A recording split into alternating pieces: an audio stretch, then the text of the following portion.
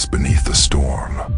The wind howls through the darkness, and the world beyond the windshield is nothing but an endless white void.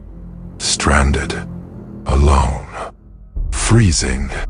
But you are not the only thing trapped out here in the snow, and whatever is watching from the storm is getting closer. Before we begin, where are you listening from? Tell me in the comments. I was trapped in my car during a snowstorm, and something was trying to get in. I should have turned back an hour ago. The road's gone now. Just a whisper under the snow. My wipers gave up 10 minutes back, frozen stiff and smearing white instead of clearing it. Headlights press against the flurry like fists in cotton, doing nothing. I'm not even sure what lane I'm on. Somewhere between Abergavenny and Brecon, on one of those B roads that snakes between empty farmland and forest. It's been snowing since late afternoon. At first, it was soft, flakes that vanished when they hit the windscreen. Now, it's thick, wind-driven, snow that sticks, that sinks, that swallows. I pull over because I can't see anymore, because the steering wheel's vibrating from ice, because if I go even 10 feet farther, I might not come back. I kill the engine. The world doesn't go quiet, it goes muffled. It's only when the heater dies that I realize how deep the cold is.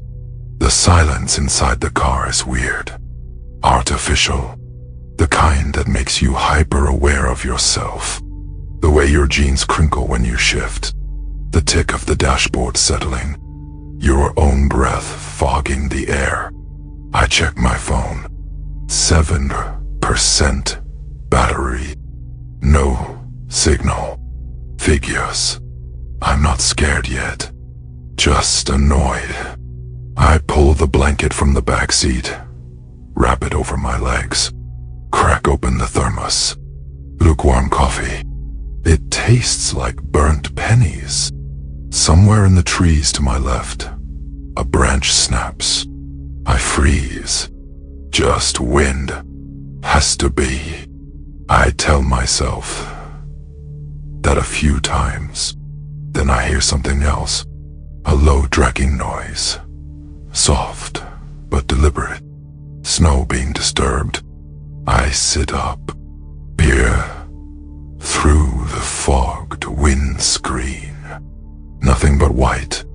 10 minutes pass. Maybe 20. I try to ration the heat in my body. Gloves stay on.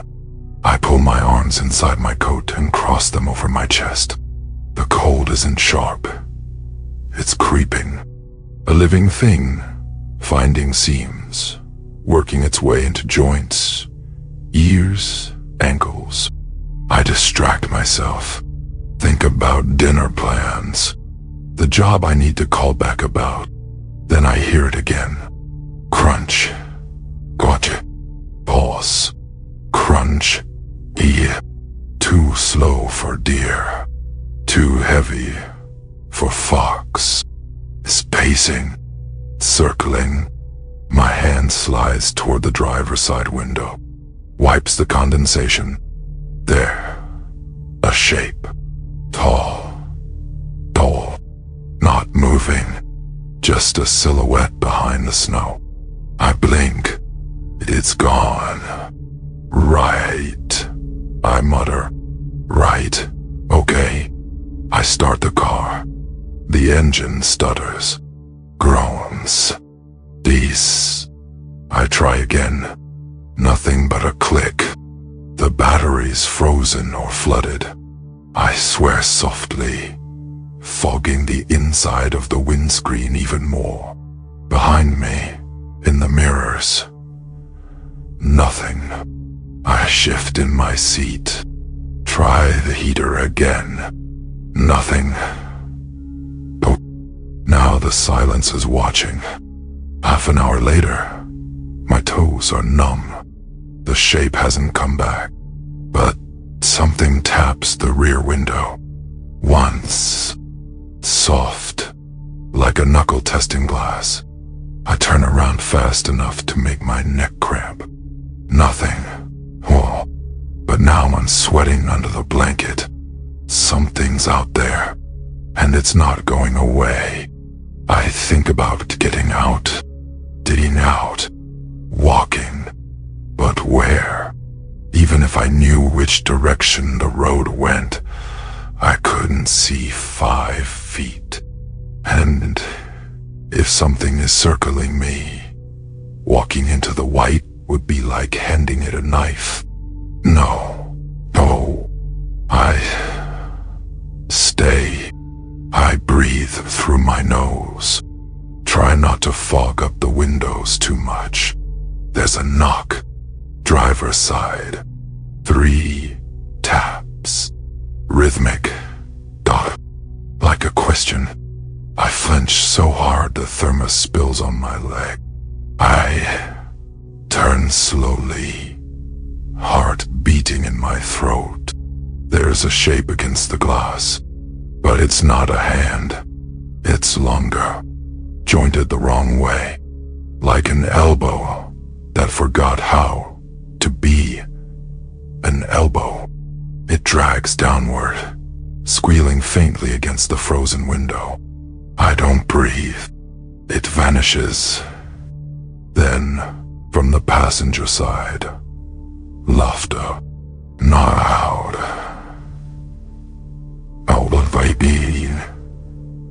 Not loud. Not right. Like someone trying to remember what laughter is supposed to sound like.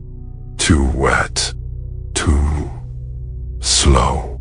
I whisper, no. No. The door handle clicks. Once. Twice.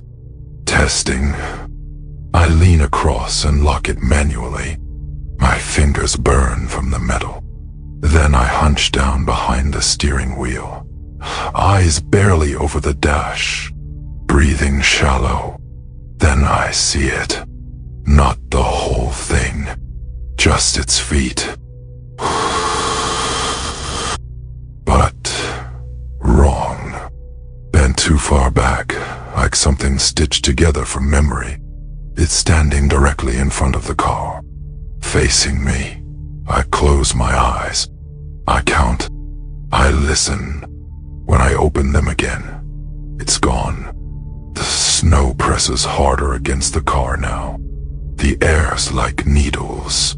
I wrap the blanket tighter, curl into myself, tuck my hands under my thighs, fingers tingling, teeth shattering.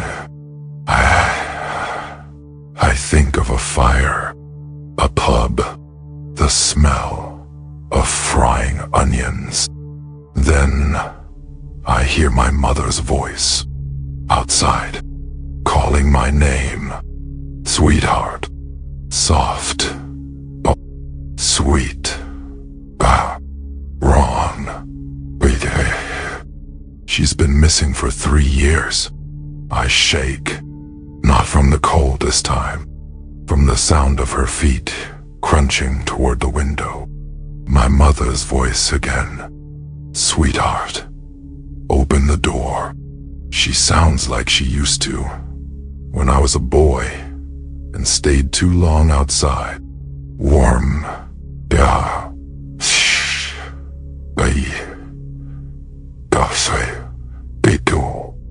Patient. Da. Bah. I'm 36, and she's buried in Bexhill. The snow hushes everything but her voice. It weaves in through the glass and stitches itself around my ribs. Sweetheart, please. It's cold. I clench my hands over my ears.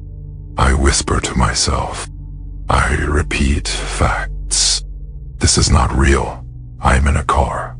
I'm suffering mild hypothermia. Auditory hallucinations are common.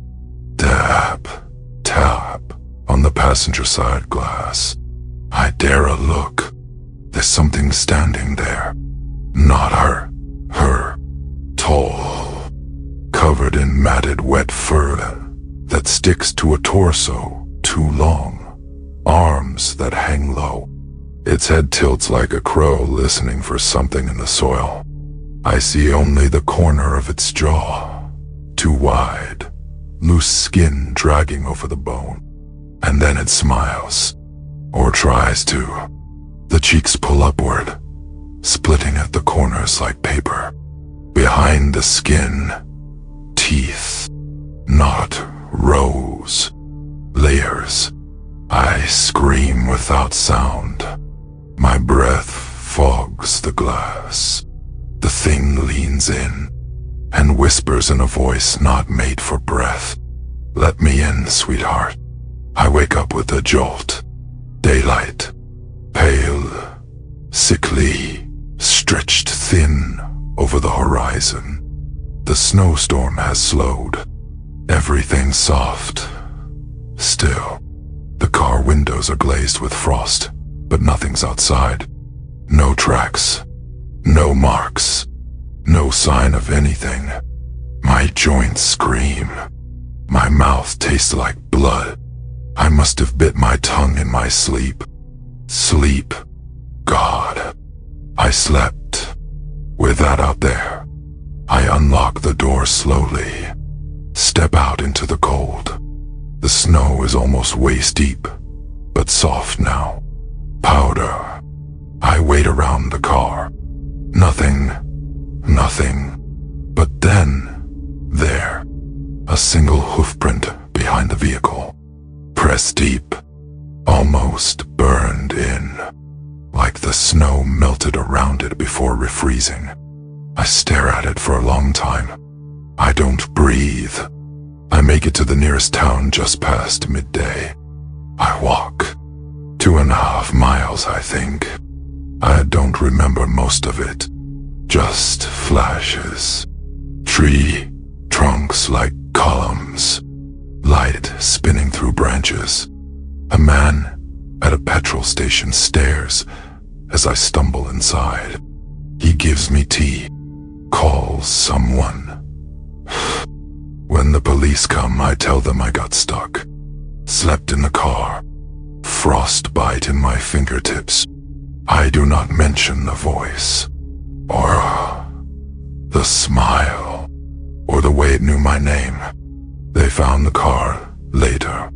They tell me there were scratch marks on all 4 doors. They tell me the roof had been dented inward, like something heavy had lain on it all night. They show me a photo of a trail leading away from the car. A single line of footprints. Then, nothing. As if it just disappeared. It's been a week since this happened. I haven't left my flat.